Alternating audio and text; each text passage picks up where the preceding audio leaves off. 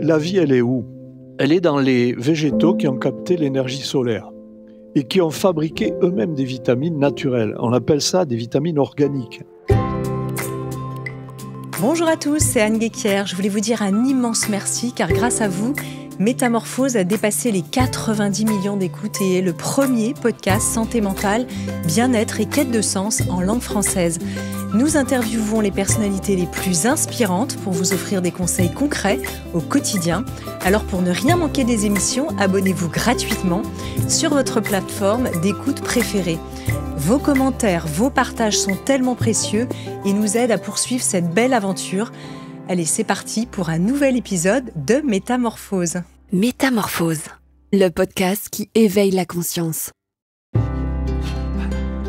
Cela fait très longtemps déjà qu'Aromazone fait partie de ma routine beauté quotidienne et je suis contente que cette belle marque française engagée nous accompagne comme partenaire de Métamorphose. Je vais donc vous confier mes produits incontournables. Alors le matin, j'applique leur fameux sérum à l'acide hyaluronique avant ma crème qui hydrate, repulpe et rend la peau lumineuse. Et le soir, ou bien après une belle et intense journée en studio, je prends un temps pour moi en utilisant leur crème riche en collagène vegan, espilante, à la fois douce et réconfortante. Je complète le tout avec leur cure de collagène marin en complément alimentaire. C'est ce qu'on appelle le in and out, prendre soin de sa peau de l'intérieur et de l'extérieur. Bien sûr, chacun peut retrouver les produits qui lui ressemblent et c'est cela qui est formidable chez Aromazone. Leur expertise scientifique, la qualité de leurs formules à l'efficacité prouvée naturelle et sans ingrédients controversés en font une référence du soin au naturel. Alors pour définir votre propre routine beauté ou bien-être, rendez-vous sur aroma-zone.com ou en boutique. Et si le vieillissement n'était pas une question de rides ou d'années, disons pas seulement, mais un déséquilibre silencieux qui s'installe bien avant les premiers signes visibles. Mon invité du jour est un habitué de notre micro, ancien chef de clinique en endocrinologie, médecin spécialiste en nutrition et en médecine naturelle. Il nous parle dans son dernier ouvrage, Les clés naturelles de l'anti-âge, hormones et longévité, publié aux éditions Clara Fama, les liens profonds entre hormones, inflammation, rythme de vie, plantes, émotions et longévité. Et il nous propose une approche intégrative et naturelle pour ralentir les effets du temps. Je suis ravie de recevoir à nouveau dans Métamorphose le docteur Paul Dupont. Bonjour Paul. Bonjour Anne, merci de m'avoir invité et de traiter de ce sujet qui, je pense, intéressera beaucoup de monde. Absolument, surtout que, comme je le disais en introduction, vous avez toujours cette approche avec ce pas de côté qui intéresse évidemment nos auditrices et nos auditeurs. On va commencer cette interview peut-être par balayer un peu les causes et les symptômes du vieillissement. Ensuite, on parlera d'équilibre hormonal et puis évidemment, après, on donnera tout un tas de solutions dans différentes directions, que ce soit la nutrition, mais aussi les plantes, etc. Et puis le style de vie en général. Tout à fait. Alors, votre philosophie un peu de l'anti-vieillissement, si je peux le nommer comme ça, ou de la longévité, vise à prendre de l'âge tout en restant en bonne santé. Ouais. C'est une grande différence avec la médecine esthétique ou même conventionnelle. Pour vous, en quoi est-il essentiel de dissocier le bien-être réel de la simple apparence, en fait ? Voilà. Ce qu'on a appelé la médecine anti-âge, c'était un petit peu le paraître plutôt que l'être. C'est-à-dire qu'il fallait masquer les signes de l'âge et on a créé cette médecine un peu pour ça. Donc c'est surtout quelque chose qui intéresse la peau. Mais on parle aujourd'hui de généralité plus de l'anti-vieillissement. Voilà. Or, ce qu'il faut savoir, c'est que le phénomène de vieillissement, c'est un phénomène naturel. On ne peut pas s'y opposer, mais il peut apparaître très tôt dans l'âge. C'est-à-dire que ce n'est pas lié au grand âge, forcément. Ça peut être quelque chose qui va débuter très tôt dans la vie parce qu'on a une mauvaise hygiène de vie, parce qu'on s'alimente mal, parce qu'on a des problèmes de stress, de morale, parce qu'on ne dort pas assez, parce qu'on ne fait pas assez d'exercice physique, parce qu'on ne protège pas la peau par rapport au soleil. Tout ça, tous ces stress, toutes ces carences, qu'elles soient nutritionnelles ou affectives, elles vont entraîner petit à petit un phénomène de vieillissement de nos cellules. Voilà. Et les glandes endocrines peuvent également se dérégler, et ça c'est très important parce que ce sont ces glandes justement, et on va en parler, qui préviennent justement le vieillissement. Oui. Alors d'ailleurs, vous parlez de vieux jeunes et de jeunes vieux. Qu'est-ce que cela signifie sur le plan biologique? Ça veut dire que, comme on dit, quand on brûle la mèche, hein, la bougie finit par ne plus produire de carburant et puis on n'a plus d'énergie. Donc je veux dire, on peut très bien, en étant jeune, consommer très vite notre capital de vie, quoi. Mmh. On parle du capital solaire, par exemple, d'oxydation de la peau, mais ça ne touche pas que la peau. Quand on a une mauvaise hygiène de vie, qu'on ne mange que des choses polluées, qui ne sont pas vivantes, quand on vit de manière artificielle, qu'on brûle la mèche, quoi. Donc c'est un vieillissement accéléré. Mmh. Alors justement, quels sont les signes les plus précoces du vieillissement? Quels indicateurs, on peut surveiller? Et à partir de quel âge finalement? Alors ça fait 3 questions, mais qui se regroupent, hein. Disons que dès la trentaine, on doit pouvoir, considérer qu'il peut y avoir des phénomènes de vieillissement. Alors, ça se marque souvent au niveau de la peau, hein. La peau peut être marquée par ce qu'on appelle l'héliodermie, qui est assez précoce. Elle ne touche pas que la peau, l'héliodermie. L'héliodermie, c'est un symptôme. C'est-à-dire qu'on voit apparaître sur la peau des taches blanches, des taches brunes, disons des anomalies de la peau. Après, ce qu'on appelle le syndrome métabolique, c'est un phénomène de vieillissement. Le syndrome métabolique, ça va se traduire par, de l'hypertension, une élévation du mauvais cholestérol, des triglycérides, de la glycémie et donc c'est un encombrement du métabolisme qui se met au ralenti et qui, par son ralentissement, va favoriser le vieillissement et c'est ce qui conduit d'ailleurs aux maladies dégénératives, Mmh. qui sont de plus en plus fréquentes malheureusement, quoi. Oui. Sur l'aspect des marqueurs justement biologiques, est-ce que vous recommandez de surveiller régulièrement, quelque chose en particulier pour prévenir ce vieillissement prématuré finalement? Alors, déjà, il faudrait vérifier qu'il n'y ait pas d'inflammation. Parce que si vous voulez, l'inflammation, c'est ce qui, à bas bruit, produit le vieillissement. C'est l'oxydation inflammatoire. Et donc, on peut doser effectivement la vitesse de sédimentation, la CRP, et il faut vérifier également l'état des formules sanguines pour vérifier qu'il n'y ait pas d'anomalie au niveau des globules. Parce que justement, les phénomènes touchent les globules, les éléments figurés du sang, les globules rouges, les globules blancs, ils sont affectés rapidement par le phénomène de vieillissement. Donc il faut vérifier qu'il n'y ait pas d'anomalie à ce niveau-là. Mmh.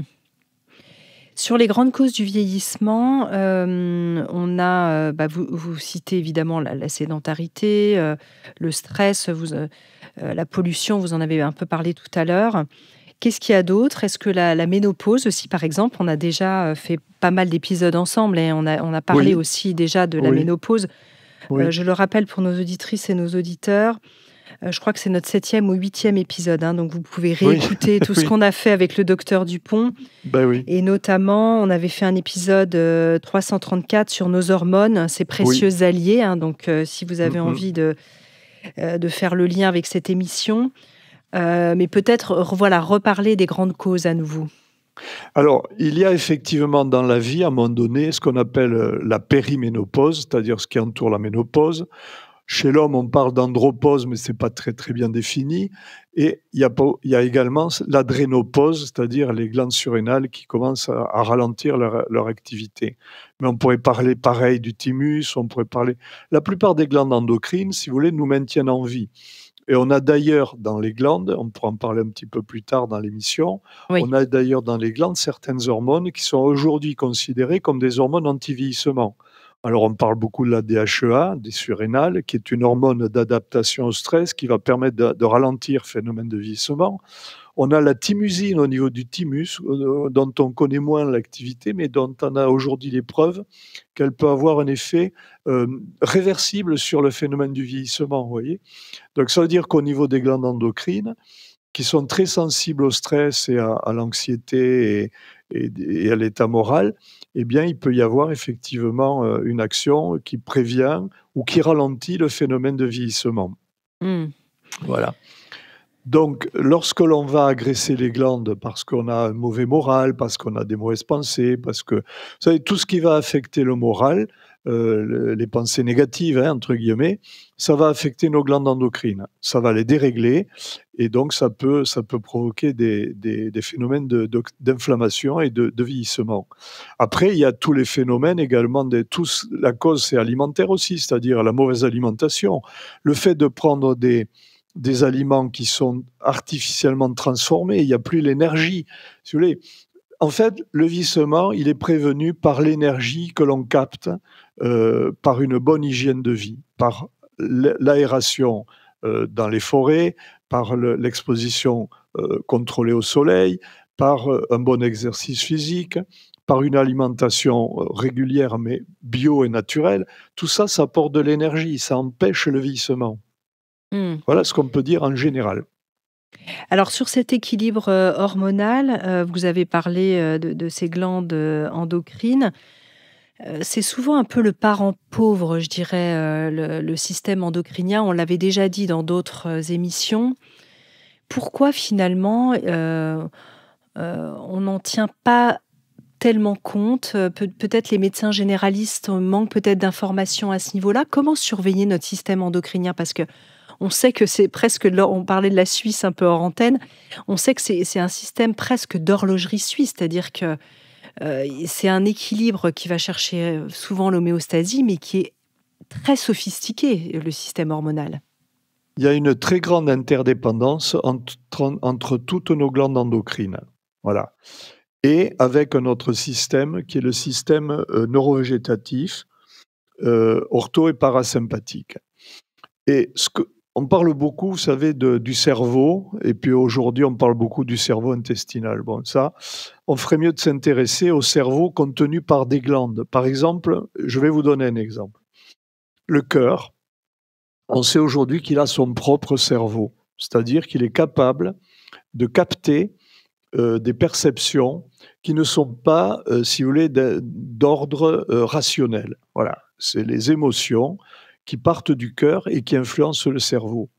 Et il y a par exemple un lien direct entre le cœur, le nerf parasympathique et le cerveau. Tout si bien que lors d'une émotion qui peut être désagréable, hein, un stress négatif, une peine de cœur entre guillemets, on a effectivement une sensation, une émotion, un phénomène de consommation d'énergie et d'accélération du cœur, vous voyez?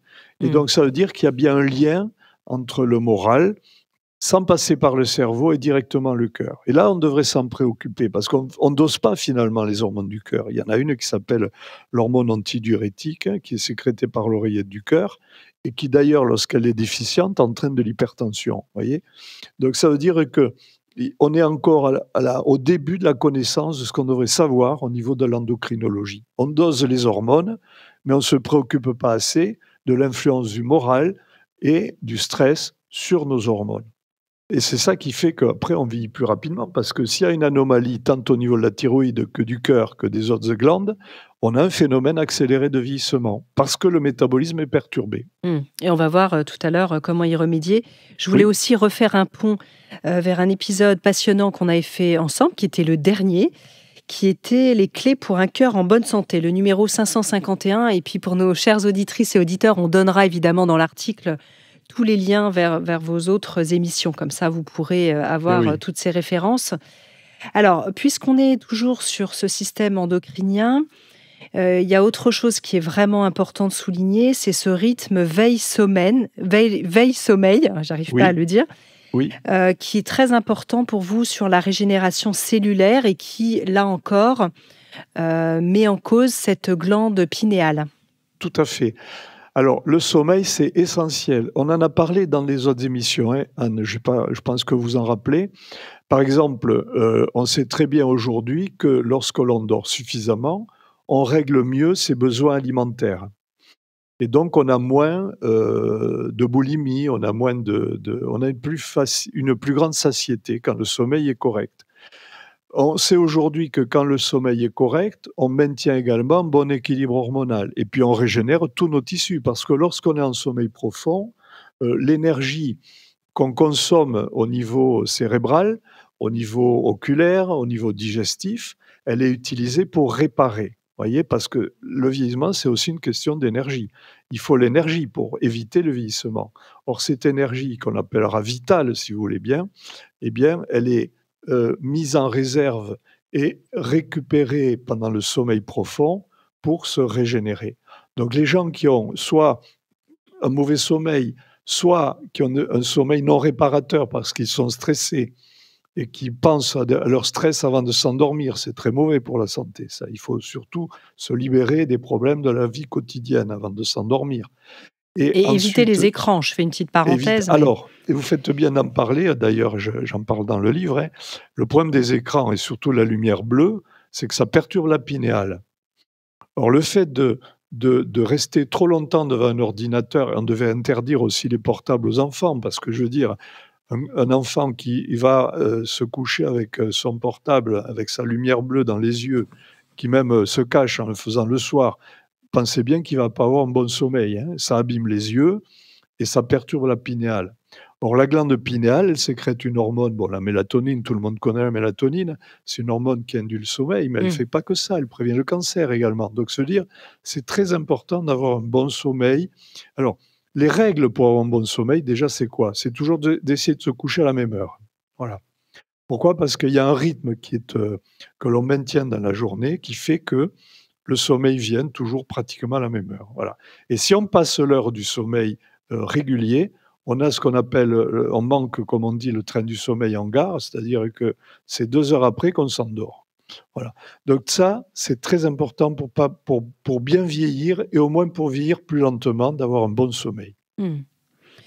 Donc ça, on le rappelle, hein, très important d'avoir ce rythme-là. Alors, qu'est-ce qui peut nous aider à préserver notre jeunesse naturellement?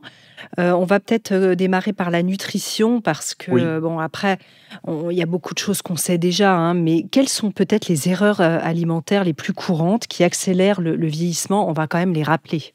Alors, on a déjà fait des émissions, hein, on pourrait les rappeler. C'est le sucre déjà, hein, Oui. le glucose en excès. C'est pas bon parce que bon, ça va, si vous voulez, ralentir tout le phénomène métabolique. Ça va sucrer les protéines, ça va sucrer les lipides, ça va déposer dans les artères, ça va donc aggraver les risques de syndrome métabolique. Donc, l'excès de sucre, l'excès de sel, on le sait aussi. Pourquoi? Parce que bon, ça fait de la tension, ça abîme le cœur, ça abîme les artères, donc ça fait vieillir plus rapidement les artères. Après, ça dépend des personnes, et vous avez des personnes, elles ont besoin de sel et ça leur fera moins de mal qu'à d'autres, donc il faut tenir compte du terrain. Mais si on est déjà en surpoids, il vaut mieux éviter le sel. Ensuite, vous avez les excès paradoxalement de fructose qui fait partie des fruits trop mûrs. Là encore, c'est pas très grave, mais c'est surtout les sirops à base de fructose qui sont à déconseiller parce que ça augmente l'hypertension et les dépôts de gras. Quand vous Voilà. dites ça, vous pensez à quel type de sirop?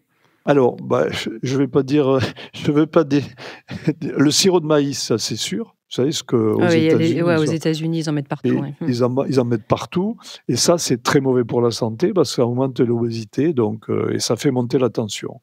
Indirectement, hein, parce que on parle d'hyperglycémie, mais c'est hyperfructosémie qui va au foie générer un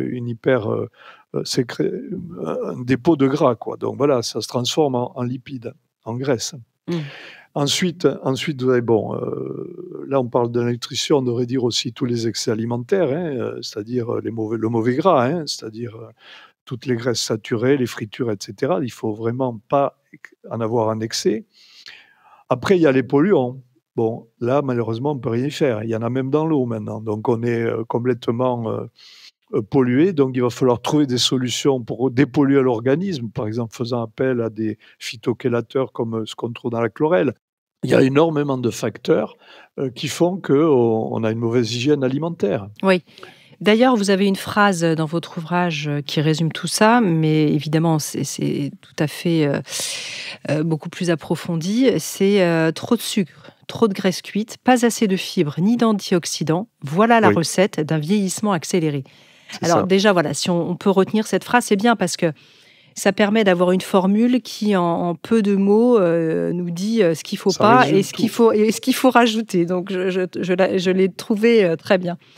Oui. Alors, vous en avez parlé un peu aussi, le vieillissement accéléré et le syndrome métabolique. Peut-être nous redire ce que c'est que ce syndrome métabolique et pourquoi ce lien si important est parfois ignoré ou même souvent ignoré. Je ne sais pas, vous allez nous dire.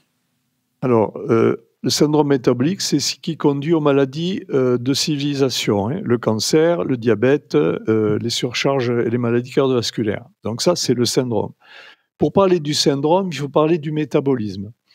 Qu'est-ce que le métabolisme? Alors, le métabolisme, c'est ce qui se passe dans les mitochondries, c'est les poumons des cellules. Les mitochondries, c'est, si vous voulez, ce sont des bactéries qui ont évolué, qui ensuite ont intégré nos cellules et qui font qu'on capte l'énergie indirectement du soleil et des aliments, qu'on la met en relation et qu'on crée une énergie à la fois de chaleur, une énergie mécanique, etc. Ce qui permet de vivre.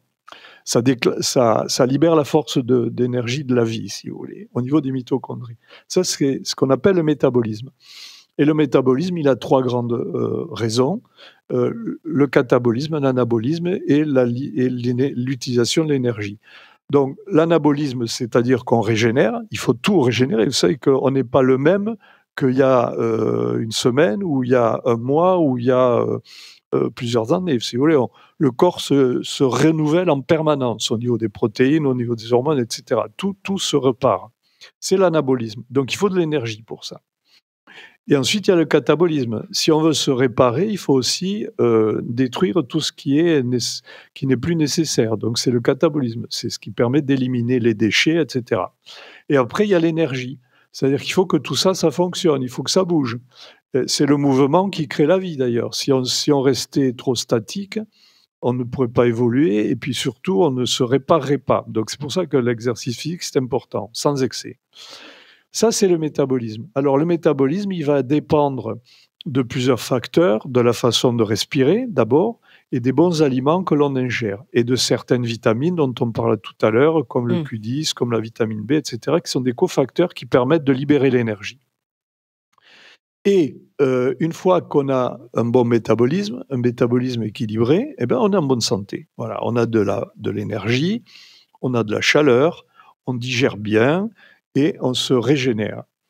Par contre, lorsque l'on encombre le métabolisme ou lorsqu'il se ralentit, et ça on peut le mesurer, le ralentissement de métabolisme. Il y a des appareils maintenant pour le faire, et puis il y a des tables sur Internet qu'on peut trouver pour mesurer son métabolisme en fonction du poids et de la taille. Lorsque le métabolisme ralentit, qu'est-ce qui va se passer? Eh bien, on ne consomme plus les carburants et on les stocke. Et c'est quoi? Eh bien, on va stocker du gras. On va stocker du gras dans les cellules et pas forcément au bon endroit. C'est-à-dire qu'on va le mettre dans la sangle abdominale, donc le ventre va augmenter de volume, et on va le mettre au niveau des tissus, c'est-à-dire autour des muscles, autour du cœur, autour des artères. Il y a du gras partout, si vous voulez. Et ça, c'est ce qui va conduire au syndrome métabolique, c'est-à-dire un mauvais métabolisme ralenti et qui conduit au stockage. Et ça va aboutir petit à petit à des critères biologiques qu'on va mesurer, une élévation progressive de la glycémie. Pourquoi? Parce que les cellules, elles en peuvent plus, elles veulent plus le sucre, donc le sucre il reste dans le sang, on a une hyperglycémie, ce qui va conduire au prédiabète et au diabète. On va avoir trop de gras dans le sang, donc le mauvais cholestérol, LDL, les triglycérides qui vont augmenter également, et aussi l'acide urique. Pourquoi? Parce que le foie, qui est lui-même encombré, n'arrive plus à gérer les déchets protidiques, et donc ça va créer de l'acide urique. Et lorsqu'on a ce cumul de surcharge, eh bien, on a le syndrome métabolique. Ça va conduire au diabète, ça va conduire aux maladies cardiovasculaires, à l'hypertension, et malheureusement aussi, plus tard, au cancer. D'où l'importance de se préoccuper de son métabolisme, de comment l'améliorer. Et on va en parler. Voilà, justement, merci pour la perche. On va en parler. Alors peut-être, est-ce qu'on peut commencer par les vitamines spécifiques qui devraient peut-être retenir notre attention? Est-ce que vous êtes d'accord pour démarrer par ça? Si vous voulez, Anne, oui, tout à fait. Oui. Alors là, je voudrais ouvrir une parenthèse. Oui. Que souvent je dis à mes patients, c'est vraiment très important. Aujourd'hui, on trouve des multivitamines, on trouve des vitamines ici et là.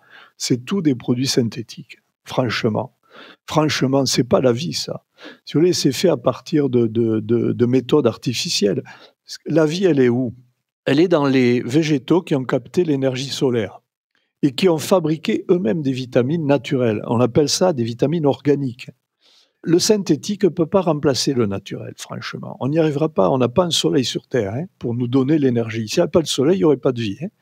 Donc la vie, elle est incorporée dans les vitamines. Et c'est pour ça que ce sont des pigments. Alors les principales, c'est quoi? Eh bien, ce sont les caroténoïdes qui ont donné la vitamine A. C'est la vitamine C. Ce sont les principaux antioxydants, la vitamine A, la vitamine C.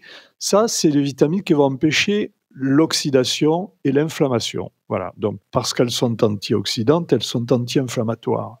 Or, le vieillissement, c'est un phénomène d'inflammation à bas bruit, le vieillissement. Donc, les deux vitamines principales, je dirais, c'est la vitamine A, la vitamine C. Et moi, j'aime bien une plante qui contient les deux, c'est le cynorhodon. Je ne sais pas si tout le monde connaît, je pense, le cynorhodon, le fruit de l'églantier. Oui. Or, cette plante est extraordinaire. On trouve dans la poudre de cynorhodon, outre la vitamine A, la vitamine C surtout, mais d'autres vitamines. On a d'ailleurs aujourd'hui prouvé que son action antioxydante du cynorhodon n'est pas que liée à la vitamine C. C'est-à-dire que ce sont les pigments, si vous voulez, c'est un totem naturel de pigments qui font que, parce que ce sont des pigments, ils captent de l'énergie et nous la rétrocèdent. Voilà. Donc ça, c'est vraiment les vitamines essentielles à la vie.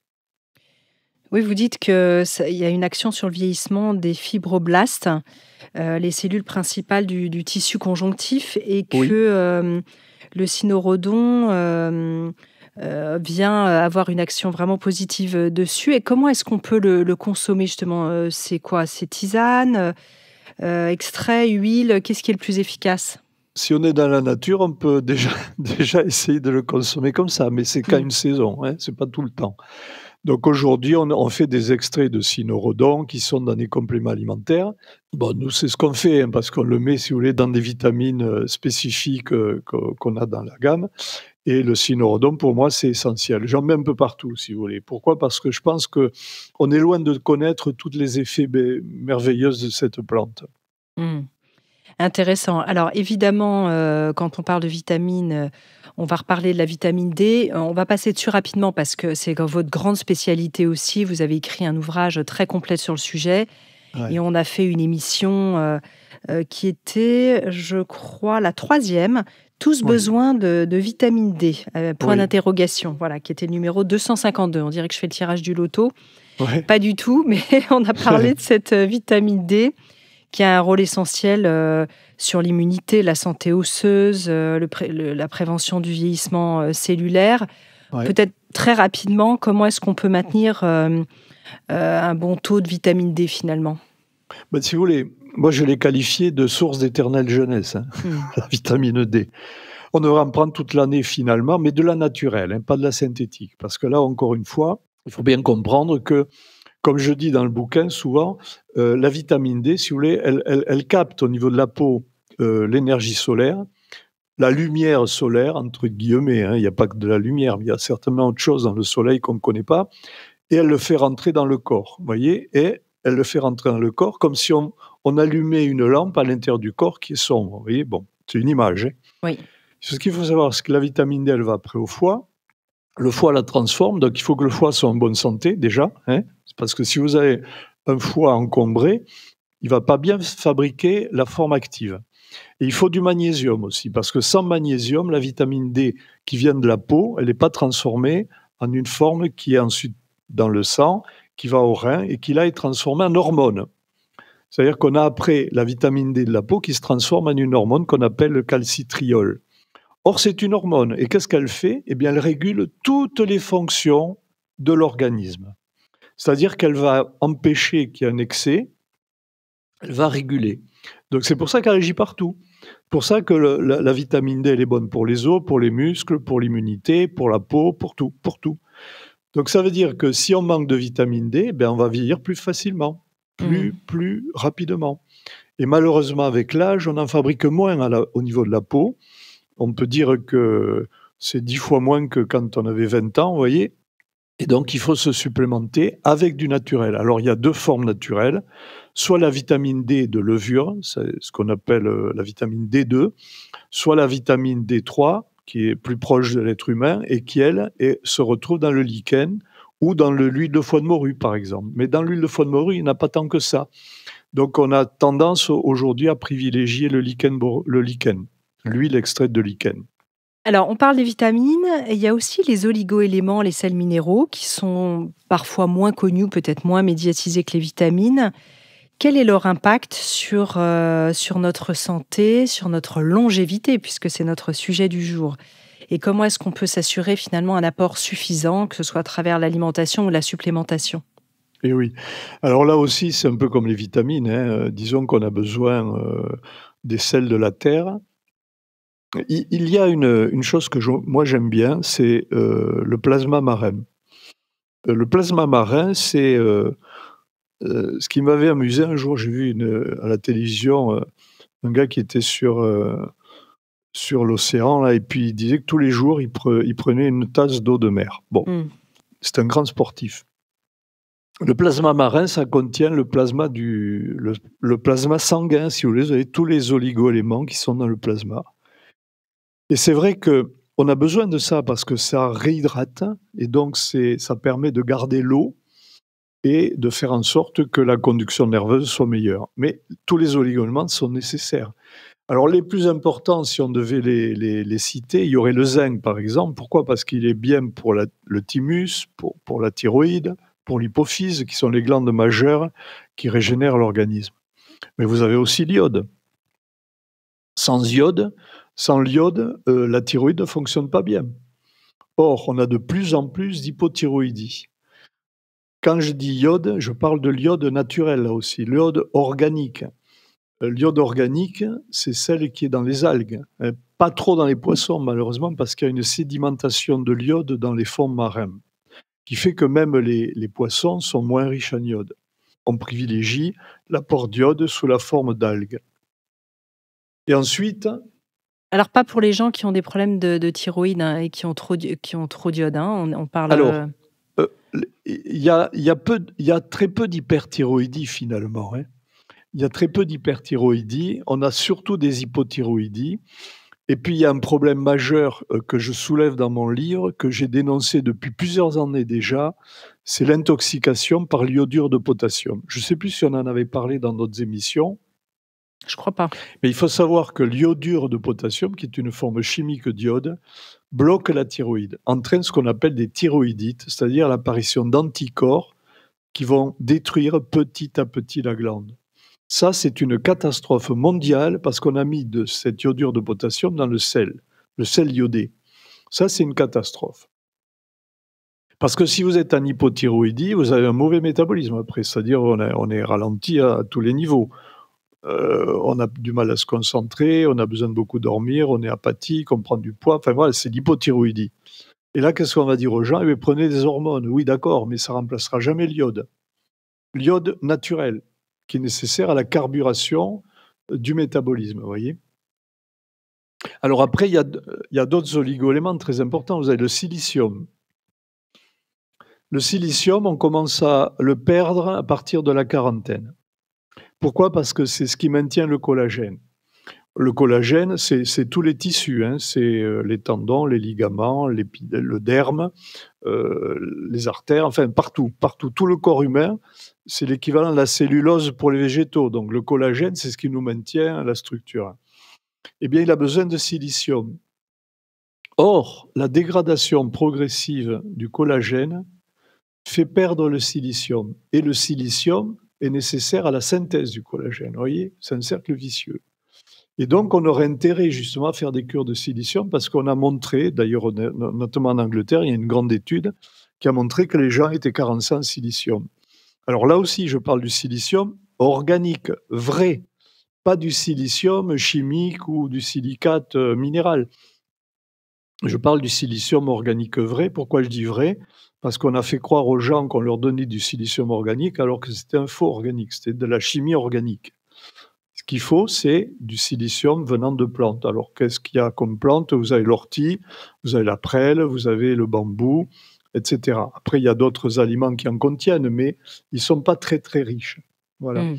Donc, il faudrait se supplémenter, vous voyez, en oligo-éléments. Alors, on ne va pas tous les citer, hein, mais les plus importants, on va dire, c'est le zinc, le cuivre, le silicium.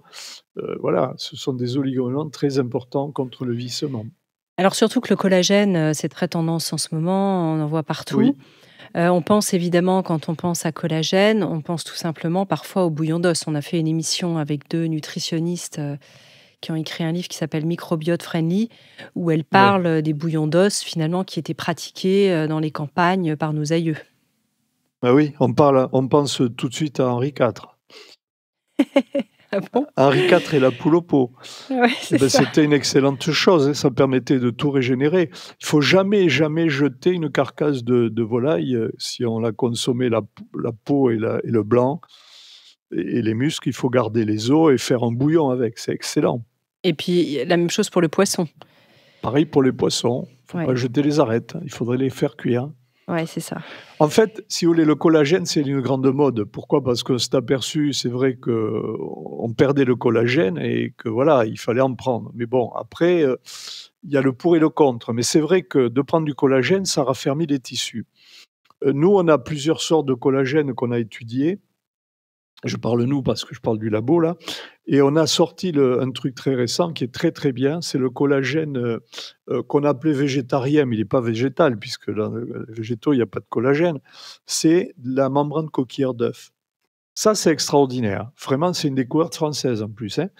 Heu, Quand on casse une coquille d'œuf, d'un œuf frais, j'entends, on a du mal, hein, à casser la coquille. On a souvent des petits morceaux de coquille, hein. Pourquoi? Parce que sous la coquille, vous avez la membrane coquillère. Mmh. Or, la membrane coquillère, je dis, moi, pour faire une analogie, que la membrane coquillère est à la coquille ce que le derme est à l'épiderme. Or, quand commence à se rider, c'est parce que le derme qui est sous l'épiderme, eh ben, il s'enfonce. Si vous voulez, il y a plus la tenue.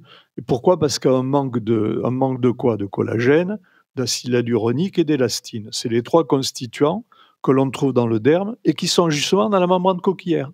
Ce qui m'a paru bon, c'est de l'associer avec le cynorhodon, parce que comme ça, on a un double effet sur la peau. Par la membrane coquillère, on régénère le derme, par le cynorhodon, on évite l'oxydation et le Mmh. vieillissement. C'est ce qu'on appelle aussi le calcium, kétogluconate, c'est ça? Alors, le calcium kétogluconate, ça, c'est autre chose.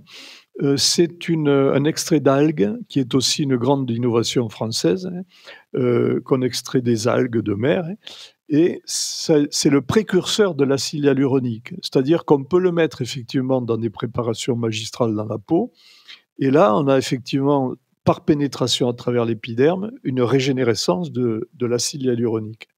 L'acide hyaluronique, je vous le rappelle, c'est une espèce de gélatine qui va absorber l'eau et qui va faire que le derme, il est suffisamment épais, quoi. Il va être suffisamment, hydraté pour éviter que l'épiderme ne s'enfonce et ne crée des rides.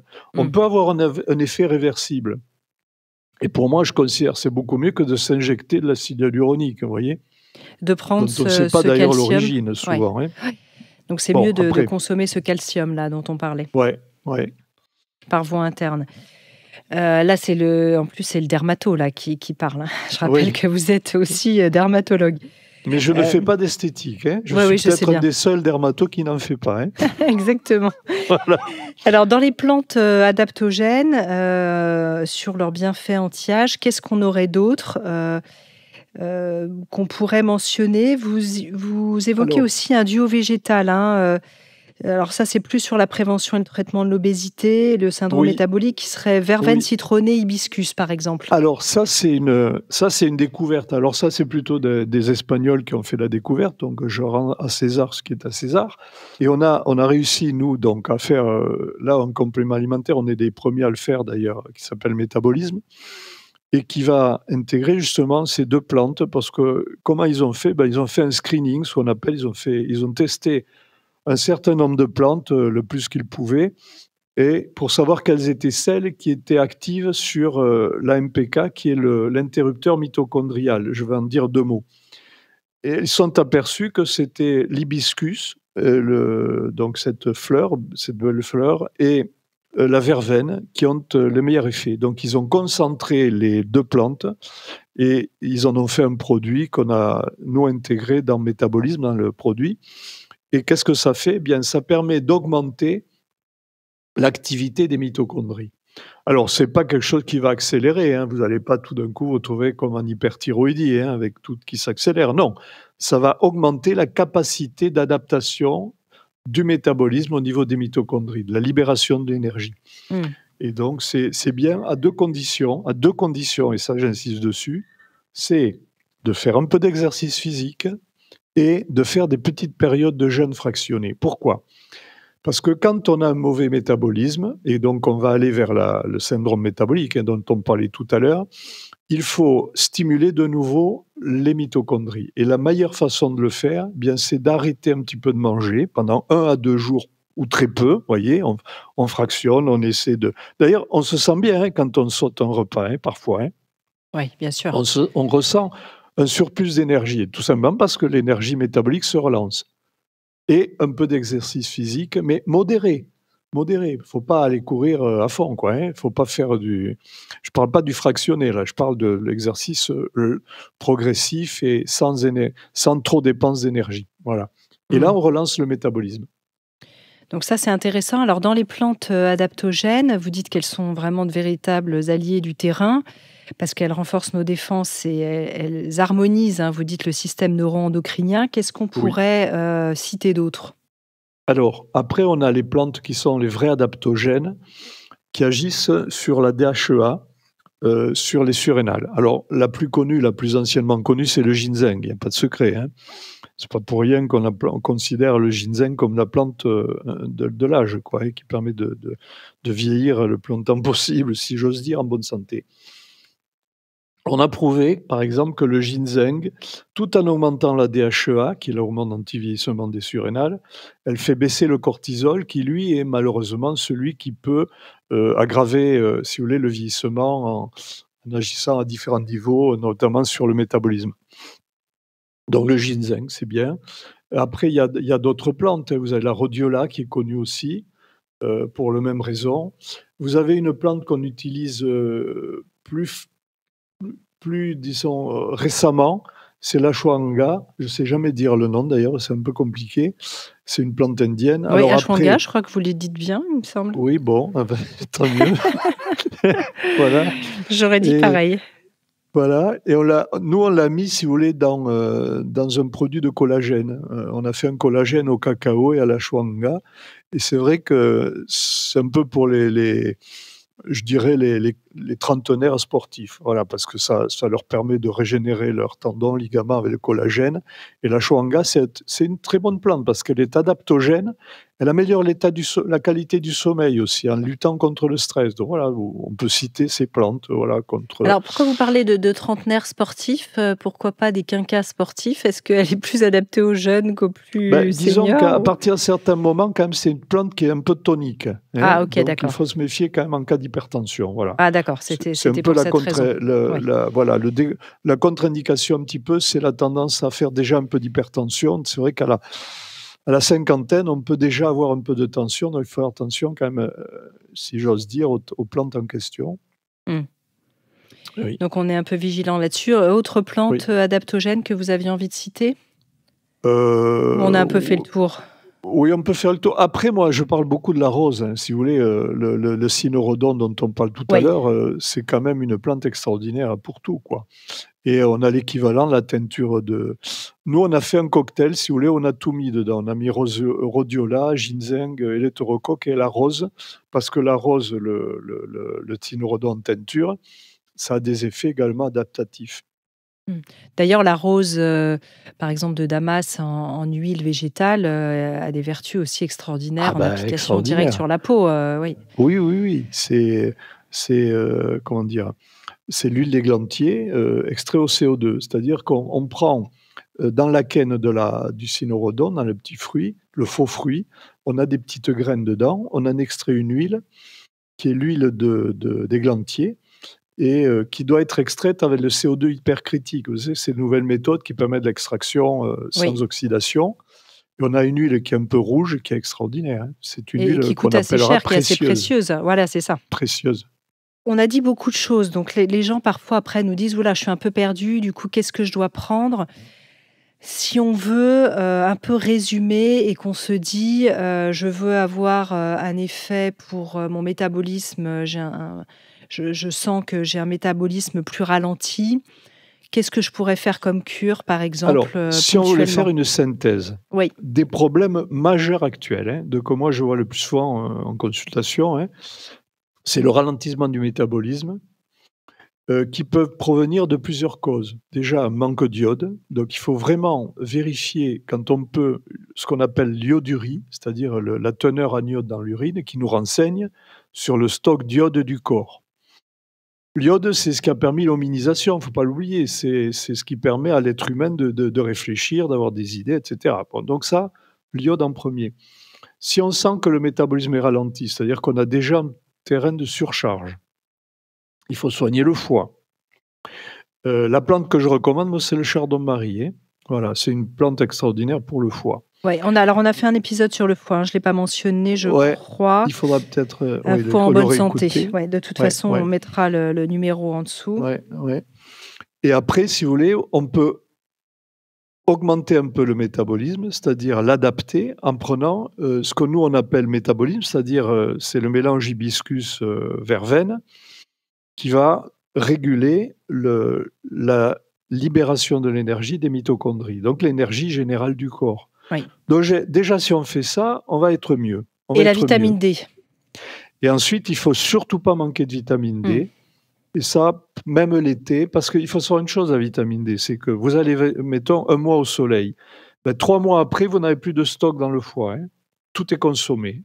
Tout ce que vous avez fabriqué pendant l'été par la peau, qui sera stocké au foie, vous allez le consommer sur les 3 mois qui suivent. Donc l'hiver, vous n'en avez pas. Vous n'en avez plus. Donc il faut refaire un petit peu de cure de vitamine D. Voilà. Si on avait grossièrement quelque chose à faire pour ça, on pourrait dire, résumer avec ces 3 produits, déjà. D'accord, c'est bien. Alors évidemment, on a parlé du vieillissement intérieur. Si on fait un petit zoom sur la peau, vous avez dit tout à l'heure qu'il y avait des choses qui étaient réversibles quand vous avez parlé des rides. Oui. C'est sûr que en période hormonale très intense, que ce soit pendant la grossesse, où on sait qu'il y a des carences, et puis ensuite chez les femmes qui nous écoutent beaucoup dans Métamorphose, qui est cette période de ménopause, Oui. qu'est-ce qu'on peut faire d'un peu musclé qui pourrait avoir un effet? Parce que là, c'est la catastrophe. C'est-à-dire que la peau est sèche. Vous l'avez bien dit en début d'émission, il y a tout qui se rétracte à ce moment-là. Là, si on Ouais. devait cibler quelques stratégies, ce serait quoi? Alors le problème, c'est le problème de la périménopause. La périménopause, si vous voulez, le problème, c'est que ça débute pratiquement à 40 ans. Ça entoure la période ménopausique et post-ménopausique. Il y a des équilibres hormonaux très importants. Trop d'hyperœstrogénie d'abord, donc risque de fibrome, risque de perte de fer. On n'a pas parlé du fer, mais c'est très important de se supplémenter aussi chez la femme, hein. Donc hyperménorrhée, métrorragie, etc., qui va faire qu'on est épuisé. Puis après, il y a le brouillard cérébral qui va apparaître, c'est-à-dire que comme tout d'un coup, il va y avoir des chutes d'œstrogène et de progestérone, on est dans le flou complet, c'est-à-dire perte de mémoire, difficulté à se concentrer, déprime, etc. C'est le brouillard cérébral de la ménopause, de la périménopause. Et là, effectivement, il faut agir. Il faut agir, mais c'est réversible, c'est-à-dire que on va petit à petit récupérer d'autres hormones qui vont remplacer les œstrogènes. Tout simplement la testostérone qui se transforme aussi en œstrogène. Voilà, donc après il y a l'adaptatif post-ménopausique. Mais cette période est très difficile chez les femmes, en général très mal vécue, peut-être pas tout le temps, mais assez mal vécue. Donc qu'est-ce qu'il faudrait faire? Eh bien, il faudrait trouver des plantes qui soient adaptatives, qui vont permettre justement de compenser et de permettre de lutter contre ce déséquilibre. Alors, il y en a plusieurs. Je suis en train de travailler dessus avec ma collaboratrice, qui, elle, connaît bien le sujet, qui a fait tout un topo. Alors, on a à notre disposition des bourgeons, des macéraglycérinés. Je pense à l'érel, je pense à au framboisier. la framboise, si vous voulez, elle est un peu progestative, donc elle va éviter cette chute de progestérone qui fait comme un super syndrome prémenstruel, vous voyez, où on est déprimé, agressif pas tout le temps, mais déprimé sûrement. Donc on peut prendre les macérats glycérinés de bourgeon, c'est bien. On peut prendre des plantes qui vont un peu avoir les effets de la progestérone, comme par exemple l'alchimie ou encore l'igname. Voilà, ça c'est des plantes adaptées pour ça. On pense au gâtillier ou pas? Alors, laissez-moi finir, Anne. Ah, pardon. Et ensuite, il y a le Vitex, voilà, effectivement, le gâtillier, Vitex agnus, qui va être également, non pas directement progestatif, mais qui va stimuler l'ALH, l'hormone lutéinisante. C'est l'hormone, si vous voulez, qui va monter en flèche, qui va donner une bouffée de chaleur parce qu'il n'y a plus l'ovulation, ou alors l'ovulation se fait mal. Donc, la plante peut être prise, et ça, c'est ce qu'on est en train de voir, justement, de travailler dessus en ce moment là, avec ma collaboratrice, qui peut être prise dans la première partie d'un éventuel cycle persistant, périménopausique. Donc, le Vitex agnus, ça s'appelle le gâtillier. Voilà, donc ça, ce sont des plantes qui vont permettre... Vous savez, il faut comprendre une chose. On a tout en nous, la nature qui est autour de nous. Tout le règne végétal, on l'a en nous. Les plantes, elles ont toutes nos hormones. Les bourgeons de plantes contiennent nos hormones. Franchement, c'est extraordinaire. Ah, pourquoi aller chercher à se supplémenter avec des trucs chimiques alors qu'on a tout dans la nature? Tout dans la nature. Seulement, on ne le connaît pas, ou on a perdu la connaissance. Or, toutes ces plantes, elles ont des effets franchement bénéfiques, et on n'a pas besoin de se supplémenter avec des trucs chimiques. Voilà, si on les connaît. Voilà, ça c'est une parenthèse. Mais bon. Ouais, très intéressant. Et ensuite, comme vous avez posé la question, il y a aussi le problème de la sécheresse. Pourquoi? Parce que le manque d'œstrogène va faire qu'il y avait une sécheresse de la peau et des muqueuses. Et là, on a à notre disposition une plante qui est extraordinaire, dont on utilise l'huile, c'est l'huile d'onagre. Voilà. L'huile d'onagre, bon, après, il faut qu'elle soit bio, il faut qu'elle soit bien extraite. Pourquoi? Parce que elle contient ce qu'on appelle des triglycérides. Il faut que l'acide gras, qui est l'actif, ce qu'on appelle le GLA, il soit fixé en position 2 sur le triglycéride pour être absorbé, sinon il ne l'est pas. Or, si vous avez une onagre qui est de mauvaise qualité, qui n'a pas été pressée à froid, qui a été oxydée, etc., eh bien, ça ne fait pas du bien. Par contre, si elle est bio, pressée à froid, elle est extraordinairement efficace. On peut l'utiliser par voie orale, on peut l'utiliser sur la peau, on peut utiliser parallèlement de la vitamine E naturelle, ça aussi pour la peau et péros. Et on peut même, pour les femmes qui ont des sécheresses vaginales, l'utiliser intravaginaux, si vous voulez, en la mettant dans le vagin 2 fois par semaine. C'est des choses qu'il faut savoir. Vous parlez de la vitamine E ou de l'onagre, là? L'onagre. Toujours l'onagre. L'huile d'onagre. En capsule, vous voyez. Nous, on la sort avec la vitamine E, comme ça, elle est protégée. Et c'est vraiment on appelle bionagre pour dire qu'elle est bio. Elle est vraiment extraordinaire, cette plante, oui, oui. Et donc là, on peut en prendre combien par jour, par exemple? Bon, on peut en prendre 2 par jour, et ça suffit. D'accord. Et on le fait des cures de 20 jours par mois. D'accord, très bien.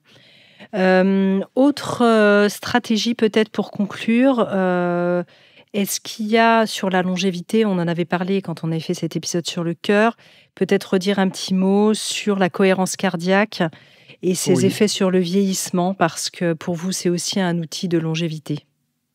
Alors, la cohérence cardiaque, c'est quelque chose qu'on découvre aujourd'hui, mais que entre guillemets, les mystiques et les spiritualistes du temps passé ont toujours pratiqué.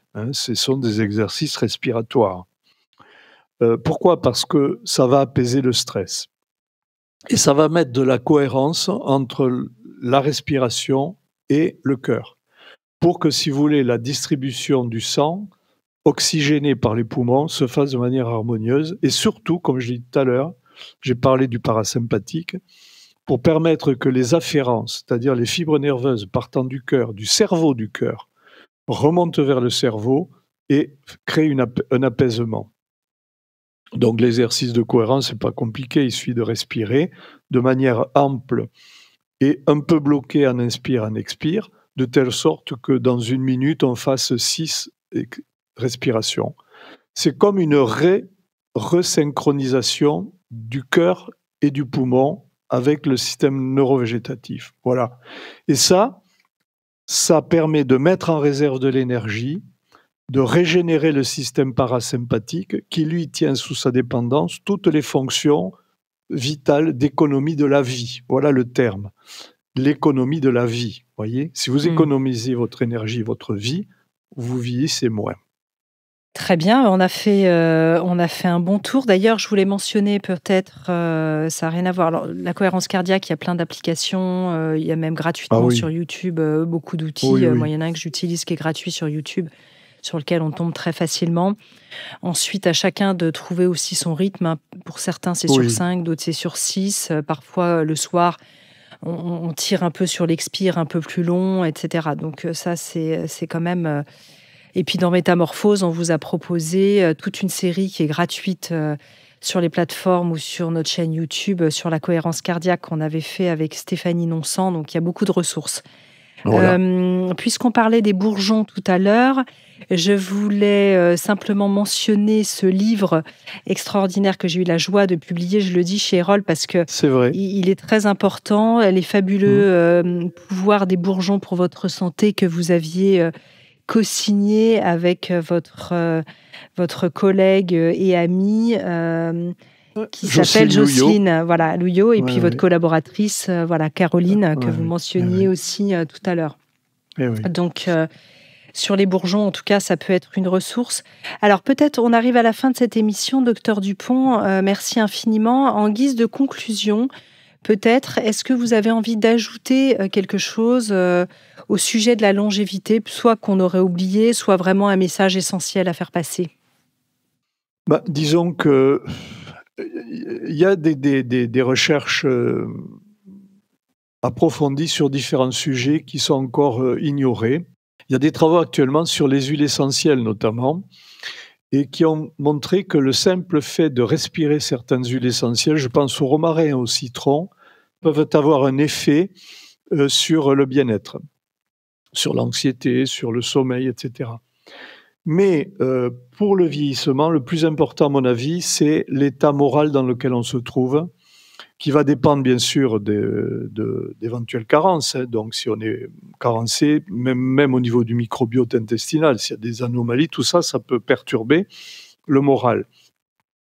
Mais à mon avis, ce qui est très important, c'est de considérer une chose, c'est que l'énergie de la vie, c'est une énergie qui va agir sur le métabolisme, que l'on capte par la respiration et que l'on libère en nous parce qu'on est bien dans sa peau, déjà bien avec soi-même, et que l'on se connaît soi-même, qu'on apprend à se connaître. Et je pense que ce qu'on appelle la cohérence cardiaque, elle n'a d'intérêt que si elle est l'outil qui va permettre de s'harmoniser, si vous voulez, avec soi-même. Voilà, d'essayer de se faire le point avec soi-même, de se renforcer moralement, sans faire la méthode Coué, mais de se dire que ça nous fait du bien, ça nous régénère, ça réduit le vieillissement et ça nous maintient en bonne santé. Voilà, à condition de s'harmoniser justement avec ce qui est le bien.